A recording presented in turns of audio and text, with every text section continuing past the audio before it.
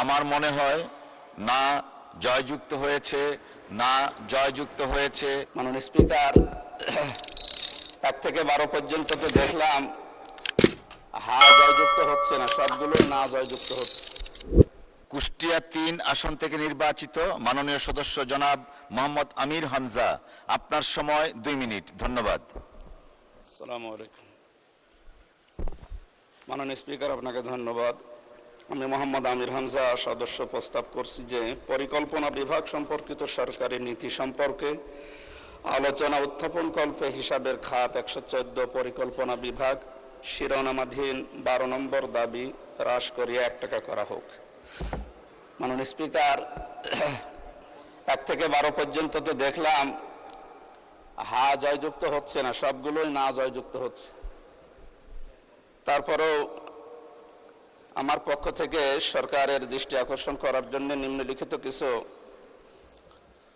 বিষয়গুলো তুলে ধরছি। প্রকল্প গ্রহণের আগে বাস্তবসম্মত সম্ভাব্যতার সমীক্ষা ও সুবিধা ব্যয় সুবিধা বিশ্লেষণে বাধ্যতামূলক করতে হবে। প্রকল্প বাস্তবায়নে বিলম্ব ও ব্যয় বৃদ্ধি রোধে কঠোর তদারকি এবং নিয়মিত মূল্যায়ন নিশ্চিত করতে হবে। বার্ষিক উন্নয়ন কর্মসূচি এডিপি বাস্তবায়নে স্বচ্ছতা, জবাবদিহিতা ও গুণগত মান নিশ্চিত করতে হবে। রাজনৈতিক বিবেচনার পরিবর্তে জনগণের প্রকৃত চাহিদা ও আঞ্চলিক বৈষম্য বিবেচনায় প্রকল্প নির্বাচন করতে হবে।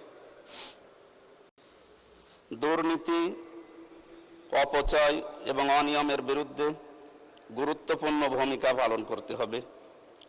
সংসদীয় স্থায়ী কমিটির সুপারিশ বাস্তবায়ন এবং প্রকল্পগুলো সম্পর্কে নিয়মিত তদারকি করতে হবে। মাননীয় স্পিকার, জনগণের প্রতিটি করের টাকা অত্যন্ত মূল্যবান, তাই পরিকল্পনা বিভাগকে আরো দক্ষ, স্বচ্ছ এবং জবাবদিহিতামূলক কাজ করতে হবে।